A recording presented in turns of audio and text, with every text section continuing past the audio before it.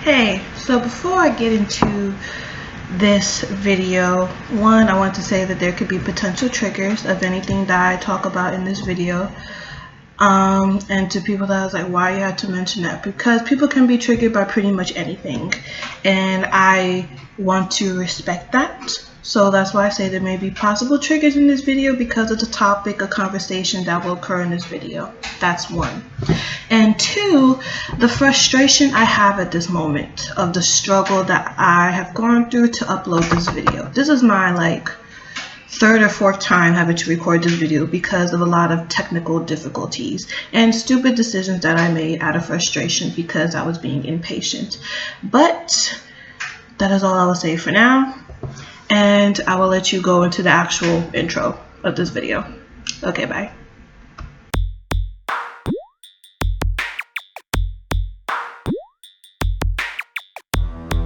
So the first thing I want to address, well, this is kind of going to be like the multiple reasons of why I have been MIA from social media. In the past 8 months, a lot has happened in my life in the past 8 months. So this is also going to be like an update kind of video. If you see me looking down, it's because I'm like looking at my notes that I have, because I like to be organized, well, to try to be organized when I do topic videos like this in the future from now on. But yes, so in April of this year, my father passed away, biological father. I say biological because I'm adopted. And it was a very sudden, very unexpected, shocking death that happened. It was very hard for me and my family to deal with something like that. And we're just taking it day by day. Well, obviously myself, I'm taking it day by day because it has been very difficult to process, because in the moment when it happened, it's like I didn't process it, which is very typical for anyone dealing with a sudden loss. And yeah, so with that, it also kind of brought up also of how I still am trying to learn how to properly grieve over my mother's death. Because my mother, she was my adoptive mother, but my mother nonetheless. She passed away 5 years ago, May 9th of 2014. And I didn't get to process or even really grieve her death in more of a mental, emotional way, than also just because of things that were happening in my environment. And with my father's death, that kind of brought that up too. And it's now that I am on this journey to be able to grieve them, to know how to grieve them in a positive way, and to actually just learn how to grieve in general. So that is one thing that has been happening. And in the past 8 months, there was a very dark period, I want to say, for the first few months of this year, where I had quite a few panic attacks and a struggle with suicidal ideations coming back into my mind. And I want to take this moment to make it clear that I don't want to die. I just don't want to deal with the pain. And by pain, I mean the mental fight that I go through every single day, that I have been facing with for a few years. Well, not even just the past few years of me starting my mental health journey, but just my whole life. And having to go through every day to not know when a sudden trigger may come, where I'm reminded of trauma, where just a wave of sadness or anger or a mood swing, frustration, loneliness, fatigue may hit me. and it's something that is out of my control. It's not like I wake up and choose to be depressed and choose to have all these different emotional feelings happening to me and choose to be overwhelmed. Like, I don't choose that. No one with a mental illness chooses that. So was that with the thoughts that it's been like a coping mechanism, and in the sense that me thinking of it, visualizing of those type of thoughts in my head is like a release for me. It's like in those moments where it's like, oh, the release of like the emotional pain, but in a physical action is a release for me. It's just the feeling of wanting to not deal with the fight, the emotional fight I deal with every day. I don't want to take my life. I don't want to die. Just wanted to make that clear as far as that goes.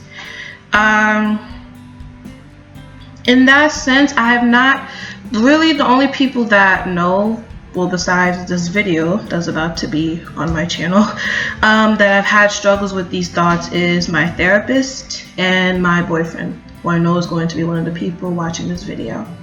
Hi. And I know that it has affected my relationships in a lot of ways. Well, first one comes to mind is my relationship with God, and realizing of how just scared I have been to like actually let him into this area of my life, as far as like my mental health and everything, and like the mental struggles that I go through every day.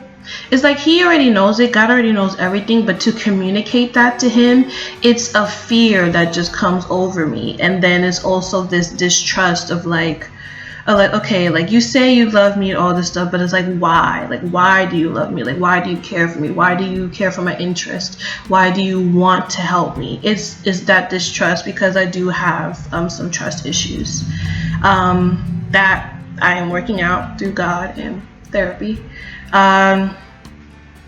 And then speaking of those trust issues, it flows into the relationship I have with my boyfriend and with my close group of friends, that there's a lot of things that is like, I'll tell them just kind of like the frosted version of it, but I won't tell them the deep version of it. I'll just tell them like the layer. I don't want to tell them like everything, because for everything to come out, it just is like reminding me over again of everything that I am going through, and then I'm thinking of all the thoughts at the same time, and then I get overwhelmed, and then my anxiety kicks in, and so on and so forth. It's like reliving everything all over again, but through verbal action, which is why it's very hard for me to communicate to people, but somehow on this platform of YouTube, it's like a bit easier for me. I mean, it was a struggle for me to even want to like get back into making videos, but these videos are like not for me. It's for people that are going through things like me. And hopefully with whoever does watch these videos, I don't even really care how many subscribers I get, how many views I get.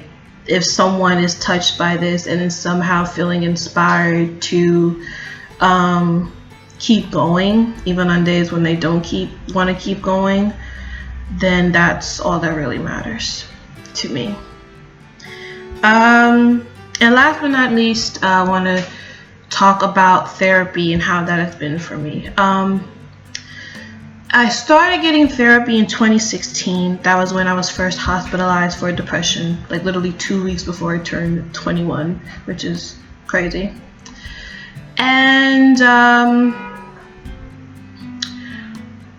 I was switched back and forth between a lot of different psychiatrists and therapists, because they would say like, oh, like I think they may have better services for you, they may provide something better for you. Let's switch back and forth, and it made me give up on going to therapy for, I want to say about a year or so, around a year or so, because it just gave me the feeling that I was like, yo, like, am I that crazy? To where it's like psychiatrists and therapists like like a good handful of them are saying like they don't have the right services to help me, like they can't help me, that's like I'm just screwed. I might as well just not get therapy. I might as well just forget it, you know? So I gave up on it because I was feeling very discouraged about it. And then the therapist that I have now, her name is Flory. I've been seeing her since March of this year. It feels like it's been longer, but I think more so because the intake process took about a month, because they like went really in depth with asking questions and making sure that they found a therapist in like the company, I don't know what you call it, group that they're under, to like make sure that is a good fit for me, and she is a very good fit for me. And that was, so how I found her was, if you're familiar, well, people who listen to CCH, well, CHH, Christian hip hop, that Andy Mineo, his wife Christina Mineo, I follow both of them on Instagram, and one day on her Instagram story, it was like obviously this is like the beginning of this year, she had posted in her story as something that her therapist shared with her that was like very enlightening. And then in like the next slide of her story, she was like, oh, if anyone wants more information about my therapist to possibly consider getting therapy, like to DM her. And so I DM'd her, and then I told her of my situation. And she was like, oh, I'm sorry that you had to go through that with different therapists. And then she sent me the link for the website to make an appointment to get like intake. And then from there, I did the intake process. It took a month. I got matched with my therapist, Flory, in March. And I've been seeing her ever since. So, yeah, the therapy has been like really great. And it's at first it was very intimidating. I think it still kind of is a bit intimidating for me. That is like just everything that's kind of been like unboxed from my mind, that to me like none of it makes sense, but then she's able to make it make sense, which is great, because that's really what therapy is. It's trying to make sense of anything that anything that you feel doesn't make sense. Like that's their job, to figure that out for you. And it's not in, what is it, like she doesn't have control. It's like I have control over what I want to talk about, how I want to talk about it, and things like that, which is good. And yeah, I'm just really happy that I did decide to make that choice to go back into therapy, because I realized that I was like, yeah, this is something that I really need. Even though I was very discouraged from wanting to go back to therapy, but I realized that it is something that is very beneficial. And hopefully me sharing that little story helps someone out there who is like very discouraged about getting any type of treatment as far as mental health and mental illness. And also, well, because I live in New York City, well, Brooklyn to be exact, I'll put the link for the people that I get therapy from in the description box below if you are interested in seeking therapy. Through the process that when you email them, like that's when they'll let you know like what insurances they accept and things like that, and prices that they're on, and so on and so forth. But yes, that was the video, and I hope you guys enjoy it. And before I close out, I just want to say one thing, that yes, I'm a Christian, and yes, I have like fully stated that it's like I have a mental illness. I deal with a mental illness, and that does not take away from my faith in God and my knowledge of what I know He can do, because I've seen Him do plenty of other miracles in my life. I made the choice to get therapy as an extension of, it's like I see therapy as an extension of help that God has given me, because there's a reason we have doctors, there's a reason we have therapists, psychiatrists, these different types of therapy like music, painting, writing therapy, all these different doctors, because God wants us to be well in every area of our lives, and that includes mental, physical, emotional. Like, he wants us to be well in all those areas. So why would I not go to a doctor to help me in the area of something that is wrong with me to get better? And again, that's not taken away from my faith in God. That's really me, like, putting more faith into what I know God can do, because I'm trusting that God is going to use this individual, whatever type of doctor it is, in their profession, that they're going to help me further along my journey when it comes to this type of healing, as far as like my mental health and mental illness. And that's just something I wanted to say. And also that depression, well, any type of mental illness is not from the devil. Do I believe there are spiritual aspects of it? Yes, absolutely, because I know that there's different type of spirits that can attack you, and they can take a hold on you, is what's called a stronghold. But I also am aware that there is other factors to it, not just spiritual. And for people to just claim that, oh, that's the devil, that's the spirit of this, and it's like, you're giving the devil too much power when you do that.